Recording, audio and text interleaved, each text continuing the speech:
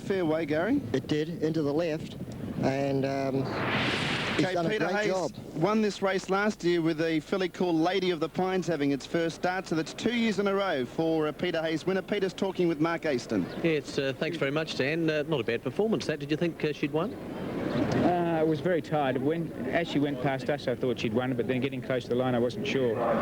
She's just a bit green yet. She wanted to move away from the outside fence, and he didn't hit her with a stick because she was a little bit green, so it was a good performance. Good run last start too. Yeah, she was very unlucky. She should have won her last start. She spent the first half of the race going sideways, trying to get to the inside, and actually we would have been happier today with a big field and to go to the inside because she's just a bit green yet, and but she's a very fast 2-year-old and a good filly. This race has been pretty good to you. I think you won it last year. Yes, that's right. Yeah, it's been a good race. What now for Catnip? Oops, sorry. She's going to Queensland for the Magic Millions. All right, thanks, Pete. Well done. Good start to the day. Thank you. Back to you, Pete. Thank you to Mark Aston with Peter Hayes. 6, 5 and 4 there on the first. A tight one to start it off. Catnip defeating Prowl and Piccadilly Circus as Stephen King brings the winner back to scale. We'll take a break. Be back with the weight signal and the dividends on the Bobby McGee's Maribyrnong Plate.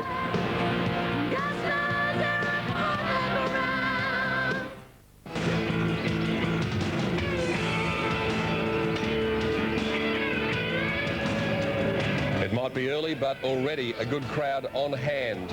After the running of the first, the Bobby McGee's Maribyrnong Plate, as the riders are up on the scales, there's Greg Hall, the rider of Highborn, just completing the duties. He would have been the last one to weigh in, and he finished last because there was a field of 6. Choose number 1 was the late scratching.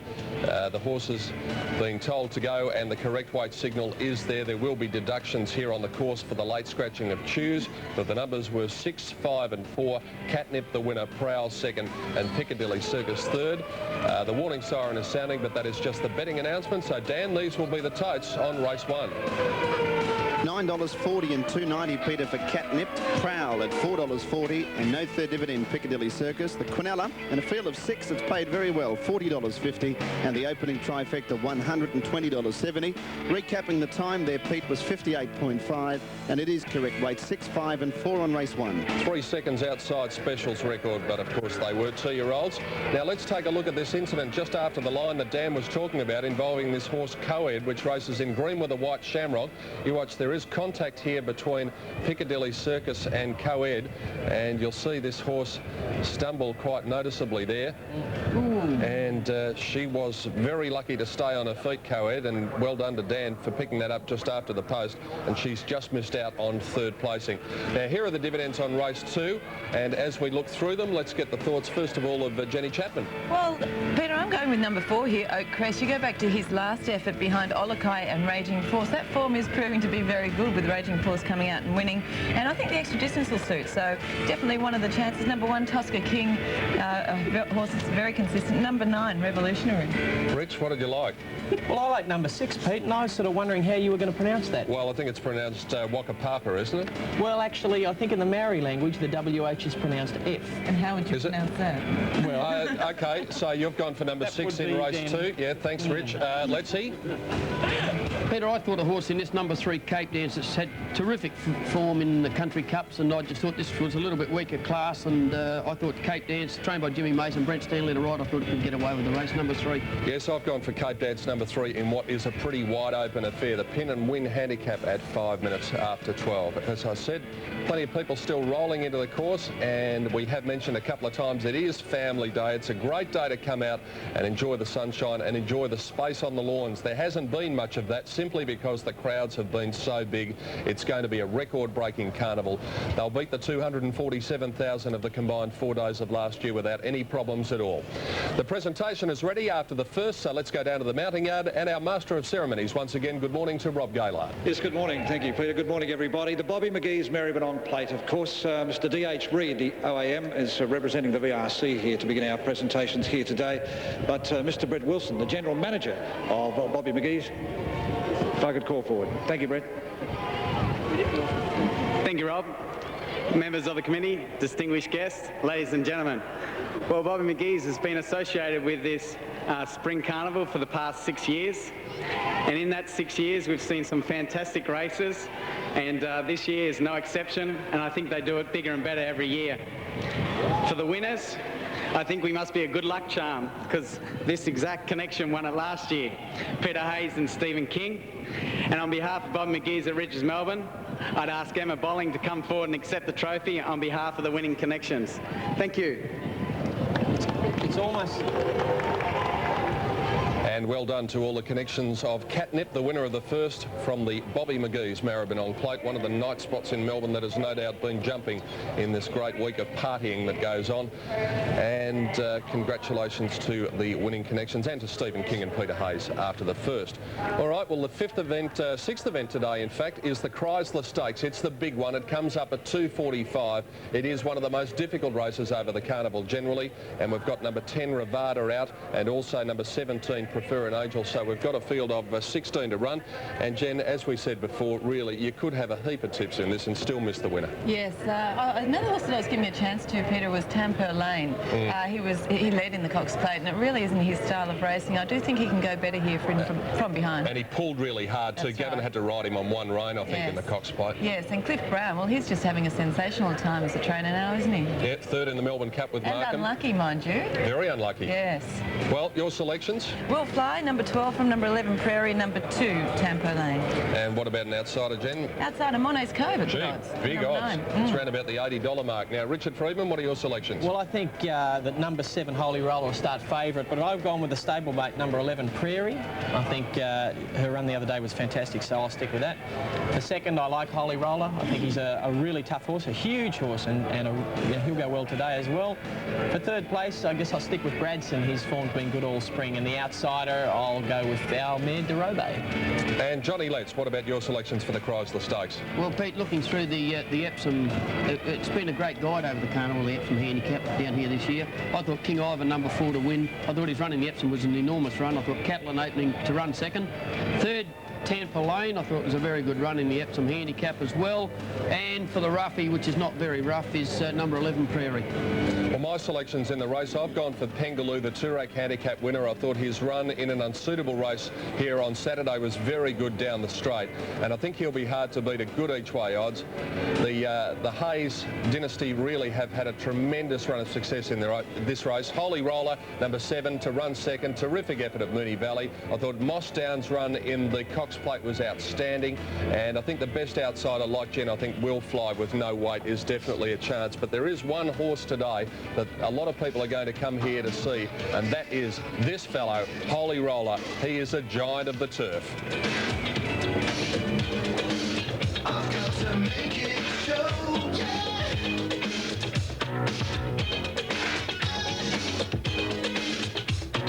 so much larger than life. I'm gonna watch it grow in.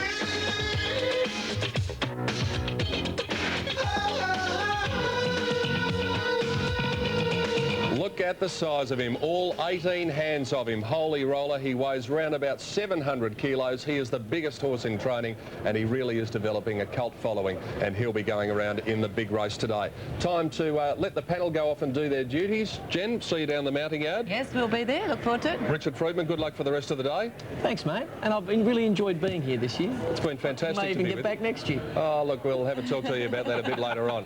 And Lettsy, Banjo, go and be reacquainted with him, and thanks for all your good work throughout the carnival over the panel too. Been great working here again, Pete, and we look forward to next year. All right, well, Jen and I will be down on the mounting yard very shortly, but now to take you through the rest of the morning and the early afternoon down amongst the balloons in the Channel 10 marquee. It's a very good morning to Sandra Sally. Hi, Sandy. Good morning, Pete. Yes, welcome to the marquee. It's a little bit hard to find me initially with all this colour and fun, but this is, of course, Family Day at Flemington, and we've made a special effort to make sure all the kids have a wonderful day, some special prizes and treats, of course, and I'm sure it'll be the same right across Flemington. Now, my first task this morning is to announce our winner of the New Idea competition for today, and it is Eleftheria Sakrios from the Northern Territory, and she has won the $5,000 prize, so congratulations. Terrific prize there. Now, here is Milton Black with another of his guides to punting on this stakes day.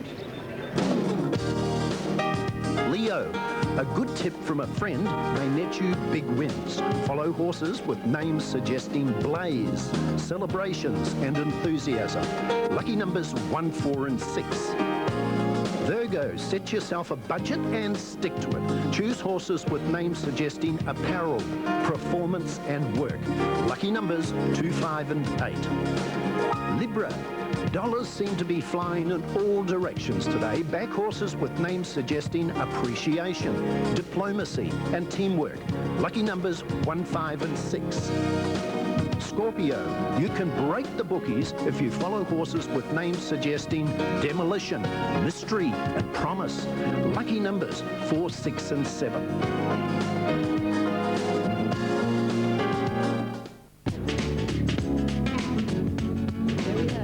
Flemington's famous car park as the crowds are slowly starting to gather. You can see they are enjoying themselves, and why not? This has been a wonderful week in Melbourne. We've had an extraordinary carnival, and of course this is the final day, Stakes Day, and we're going to make sure we have a winning day today, as are all the punters. And look at those children there, ready to enjoy the terrific weather that Melbourne has put on for us again. Now here's your chance for all the viewers in Australia to win a wonderful weekend away for two at Sydney's new Star City Casino. Angela Bishop again with the details. An exciting thing is happening in Sydney. I'm in the Lyric Theatre, just one part of the most amazing entertainment destination in Australia. Called Star City, it's set to open on November 26, and you could be here in Sydney to celebrate Star City's first weekend. Star City is giving away the ultimate prize. It includes a trip for two people to Star City to see Tom Jones live in concert on the 28th of November. You and a partner will be flying to Sydney business class and taken to Star City. You'll stay in the executive suite for 2 nights and enjoy dinner at Star City's exclusive restaurant, Astral. And just to make your stay even more memorable, you'll have $2,000 in cash to spend. There are also 4 weekends to be won at Star City and tickets to see Dean Perry's Steel City. All you need to do is call 1902 555 612 and answer this simple question. What's the name of Australia's most exciting entertainment destination? Gee, I'm not sure. Great prize there, of course, from Sydney's new Star City Casino. And we'll be announcing the winners on Sports Tonight on Monday night. Now, I know plenty of punters are awaiting the final horoscopes from Milton Black. Here they are. Sagittarius, you may be in for a surprise of your life if you follow horses with names suggesting education, justice and mythology. Lucky numbers 1, 2 and 8. Capricorn, happy days are here again if you follow horses with names suggesting administration, intermission and time. Lucky numbers 2, 7 and 9. Aquarius, impulsive decisions won't go astray today if you follow horses with names suggesting companionship, variation and the unusual. Lucky numbers 1, 4 and 8. Pisces, luck is all around you if you follow your intuition. Choose horses with names suggesting defeat, solitude and welfare. Lucky numbers 1, 2 and 3. Now the best double-digit numbers for today, 10 and 12. There we have Milton Black's tips for today, and of course many punters have been enjoying their success thanks to Milton, so we are very grateful. Well, the countdown has begun and it continues to the Chrysler Stakes, the main feature race today, and there's the countdown clock, exactly 2 hours, 49 minutes and 31 seconds to go. Peter Donegan's in the mounting yard with all the details for race 2, and Peter, there's some emphasis on that lapel pin, which I understand has become quite a collector's item. That's right, Sandra. Yes, the pin and win handicap coming up, and it really has become a collector's item. I'll just get that microphone out of the way so you can see a bit of that pin, and really they do create quite a lot of interest round about, I'll get it right eventually, there it is, round about Melbourne Cup time, and they are great mementos of the Cup Carnivals. And the most successful Cup Carnival as far as crowds are concerned, it's going to be no doubt this afternoon, more than 13,000 people here. And to talk about the success of the Carnival, I'm very happy to say that I'm joined by the Chairman of the Victoria Racing Club, Mr David Burke, and also the Chief Executive, Mr Brian Beattie. Gentlemen, congratulations to you both. David, you must be absolutely delighted. Thanks, Peter. Yes, we certainly are. It's been a wonderful carnival. The weather's been very helpful to us. The crowd support's been marvellous. You must have thought last year when you got 247,000 through the gates, gee, that's going to be a hard act to follow. Yes, I suppose we did, but we've been favoured this year with 4 beautiful days of weather. And the publicity's been terrific. Channel 10's been terrific, and we thank you very much for all you've done. Look, it's just a delight to be a part of this week. Brian, I think the one impressive thing about the crowd too is the age of the crowd. There's a lot of young people coming back to the races. Well, that's been part of our marketing strategy, is to get young people back to the races, and there's no doubt over the last 3 days that the young people that have been here have had a terrific time and really enjoyed them. And I think it's very encouraging, for the future of racing, in the sense that so many young people are finding a great interest in it. Turnover's been quite extraordinary.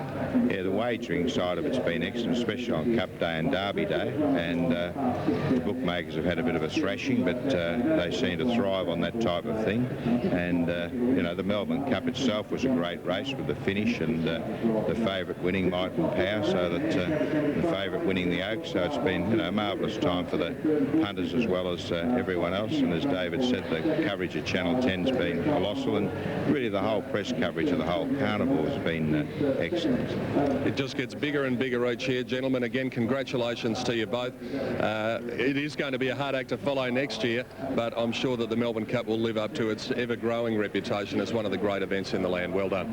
Thanks very much, Peter. Thanks, Peter. We've got some great ideas for next year, so I'm sure it'll be bigger and better next year than this year.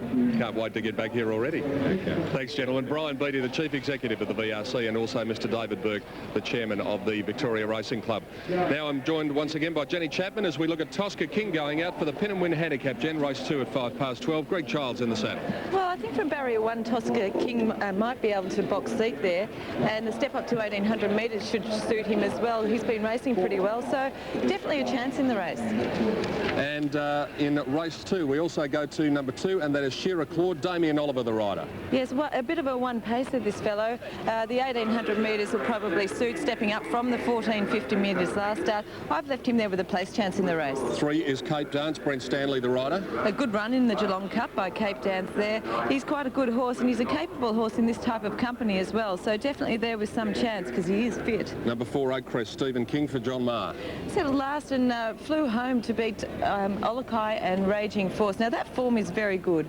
Raging Force coming out and winning this week, so the extra distance should suit and a great chance in the race. 5, Pantala, Darren Gouchy, the rider for Terry O'Sullivan up at Stawell. I don't think we need to spend too much time on Pantala. Battling effort at his last start, and he does need some more ground, so I'm not keen on him. 6 is Waka Papa, and that's the way I'm sticking to pronouncing it. Don't blame you. Yes, Shane Diner right here. One-paced effort really at Kyneton from him, and I do think he needs to find something extra.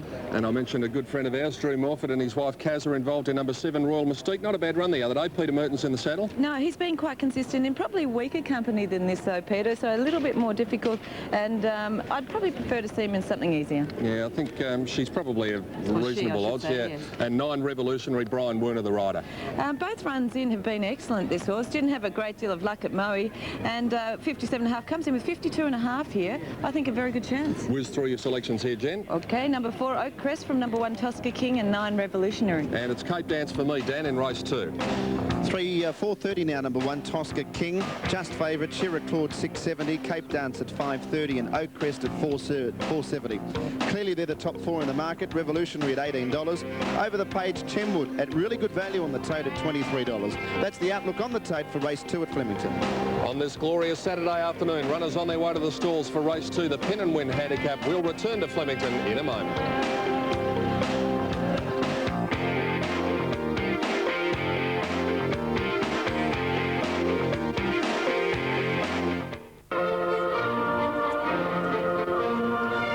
Perfect Saturday afternoon. The gates are being loaded for the Pin and Win Handicap, and I'm happy to say that Roy Higgins has joined me once again. Good afternoon, Roy. Just afternoon, Pete. Okay, there's only 8 races to go. Here I did like to look at the 4 Oakcrest, 2 runs from a spell. He's primed nicely for this. The top weight Tosca King looks excellent. If you're looking for one bit of value here, number 11 Chenwood does look very well, no weight on his back, and number 3 Cape Dance would be the other one worth consideration. 4, 1, 11 and 3 for me in race 2. Roy Higgins will be with us right throughout the afternoon. A quick report from Tim Gossage in the betting ring. Best backed horse in the ring, Peter, is number 11, Chenwood. $18 on the tote, much shorter in the ring, good each way money. So Chenwood, the one they've come for. Here's Dan and Gary in the commentary box. Yes, but gee, this crowd's building up out in front of us here, and it's great to see a lot of families and a lot of children out here. But getting back to the races, I like to look at number 3, Cape Dance. I thought it was a bit unlucky in the Geelong Cup. Close to a start. Charles in Charge goes up. Tosca King, the favourite now from Oakcrest and Cape Dance. They are the top 3 in the market. Good money for Chenwood at value, Gary, in the ring. It's down in weight. It's going to be an interesting race, this, Dan. Tosca King's got a bit of weight, but his form's pretty good. Amber Gaze is locked away, and they're set for a start for race 2. Away they go. Waka Papa a little bit slow. Likewise, Charles in Charge, like Aru. Royal Mystique allowed to drift back in the early part. Tosca King jumped well, and is forward early with New Shanghai. Bronze Glow was 3rd. Now from wide out, Babetto going forward. Like Aru's up about 6th on the outside of Shearer Claude. Pantala's 3 out. 4 out was Amber Gaze as they run to that first turn. Amber Pace is very erratic, but it's going up towards the lead with Babetto. Both horses wanting to go a lot quicker as they get around the turn at the 1400. And it's Amber Pace going to a 2-length lead now. Babetto 2nd on the outside of Tosca King, and 2 lengths away New Shanghai 4th. 5th the inside Shearer Claude, about a half a length away Pantala, getting 1 off the rails now. Revolutionary 3 deep around Like Aru in the green colours with a red cap, and back on the rails was Bronze Glow. A length away Oakcrest getting a nice run about midfield. Cape Dance is just travelling a little bit wide at the moment. Over on the inside, back in 3rd last position was Waka Papa. Around it was Chenwood getting well back in the field. It's only about 6 off the lead though. 2nd last was Charles in Charge, and Royal Mystique was last, about 8 lengths off the lead. 800 left to go, and Amber Pace is narrowly in front from Babetto. Pantala's 3 out. Tosca King getting the run of the race back on the inside of New Shanghai, trying to come 4 deep. So Revolutionary will be 5 wide around the turn, further out to Like Aru, and then Cape Dance who's starting to come into it, but about 8 wide on the home turn. Running up behind them was Shearer Claude as they enter the straight, and they were followed by Chenwood and Oakcrest trying to weave through. Down to the 400 they head. Babetto put its nose in front. Revolutionaries after it. Tosca King trying to get out. Like Aru putting in a dash, and then came Oakcrest trying to weave through and between them. Like Aru, the leader. Oakcrest has claimed it though. Then Chenwood followed by Cape Dance. Tosca King. Oakcrest put its head in front from Chenwood. Revolutionary battling on Like Aru, and they were followed by Cape Dance. Oakcrest the leader from Like Aru. Chenwood, Babetto battling on, but Oakcrest will be too good, and Oakcrest has won it. Oakcrest first, second home was Babetto, Like Aru 3rd, then Chenwood and Royal Mystique ran on fair. Revolutionary next in, and then came back on the rails Shearer Claude. Behind those would have been weakening out of it Cape Dance, and then came Waka Papa, was never really much of a chance. Amber Pace got tied. Shearer Claude in that gap, or in that group with New Shanghai. Tosca King, perhaps it didn't get the trip, but seemed to have every possible chance, and pulling up at the tail of the field was Bronze Glow. Well, another beautiful ride by Stephen King. I thought at the 400 metres he was going to have real trouble getting a run. It was like the Charge of the Life Brigade coming around that home corner. But Stephen just sort of weaved his way through them, waited for the runs to appear. Here he is, Arrowed with the red cap. And John Maher, he always seems to produce winners on this last day of the carnival. He seems to bring his horses along at the right moment, get them right. He doesn't hurry his horses, and this was a very good win by Oakcrest. Gone to the line very well. I think the top weight, Tosca King, didn't have a lot of luck in the straight. If you've backed him, just follow him later on. He didn't have a lot of luck at all. But, Cape Dance was probably travelled a bit wide, but I thought he was entitled with his class in the race to finish it off a little bit better, Gary. Yes, the winner was strong enough. He actually held them. Here's a great shot of Stephen angling for a run here. He's 1, 2, 3, 5 in with the horse red cap, black and white hoops, just inside the horse in the green with the red cap. And until that stage, you've been looking for a run. You can see the horses on the inside. They haven't got any room to go anywhere. But that's sort of where we picked it when we walked the track. I thought you'd have to have a bit of cover. If you come out there about 4 or 5 horses off that rail, I think that's definitely the best ground. You can actually see the shadow or the way the grass has been cut and rolled there. He's just drifting in a little bit here. But as I said, in the first race, Stephen rode a beautiful race on that T-roll. The horse was laying in all the way with him, and he was able to swap the stick from the right hand to the left. And, it was a very good ride. The numbers on the second race are 4, 12 and 10. An early double for Stephen King. 4, 12 and 10 are the official placings. That's Oakcrest Stephen King defeating Babetto Eddie Casa and Laikaroo Andrew Findlay. Should be some big dividends, particularly the trifecta, because the two place getters were at enormous odds. Pete? Yes, thank you, Dan. And John Maher is with us here after the running of the second, and that might be the start of a very big day for you. Oh, we've got some good chances, Peter. I was happy with that. I just said to Steve, you ride him like you find best. He had the opportunity to ride him at Geelong, so that was probably a plus. He knew him. But I thought he won pretty good. It was a nice race for him, and he might have a bit of a future long term. He's only a young horse. He's an Oak Ridge, out of the family. It's got a bit of depth in it, so one day he might make up to a nice handicap. He just sums up the race beautifully, Stevie, doesn't he? Because it was a muddling run race early. Yeah, they went a bit slow, and then they quickened from about the 1200, but he summed it up pretty well. But he's a top rider. It's just unfortunate for us that he's going to Hong Kong. It's good for him, of course. Now, as I said, it might be a big day for you. Could it be shades of 93 with 5 winners that day? Gee whiz, that's a big ask. 2 or 3 will do. Yeah. One at the moment's pretty good. I'm sure they will. Well done, John. Good, thanks. John Maher, the winning trainer, with Oakcrest in race 2 on the card here at Flemington. 4, 12 and 10 the numbers. Second placing going to Babetto Eddie Casa, and third home was Laikaroo Andrew Findlay. Time 1:51.3. A break coming up. Then we'll be back at Flemington as you continue to watch the Melbourne Cup Carnival of 1997 on Network 10.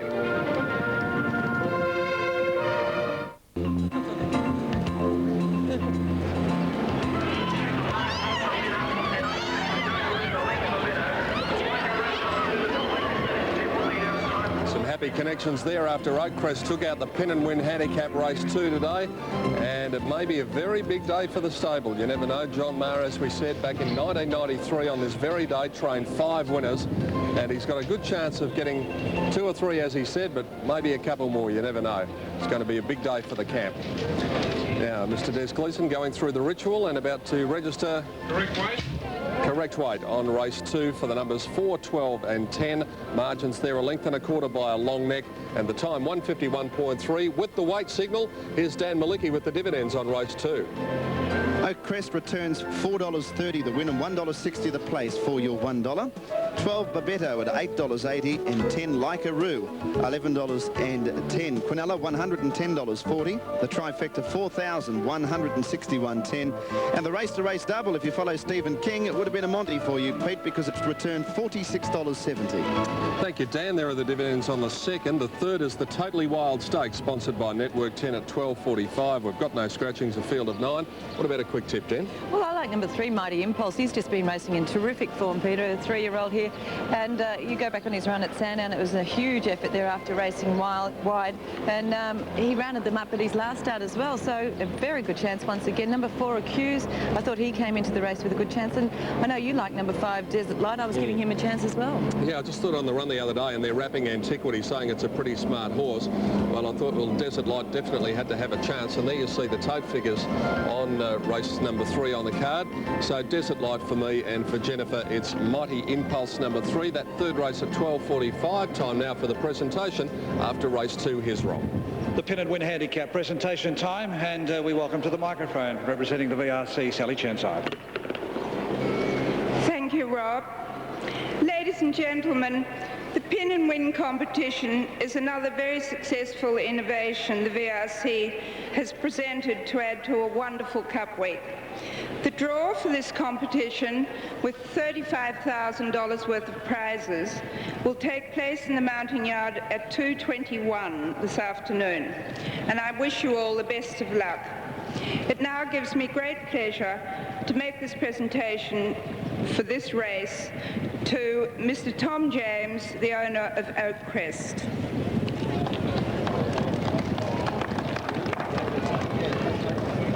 Always nice to win a race over the carnival, and the connections of that horse in the John Maher stable, Oakcrest, have done just that. Well, as I said, the third's coming up at 12:45. Tim Gossage is down in the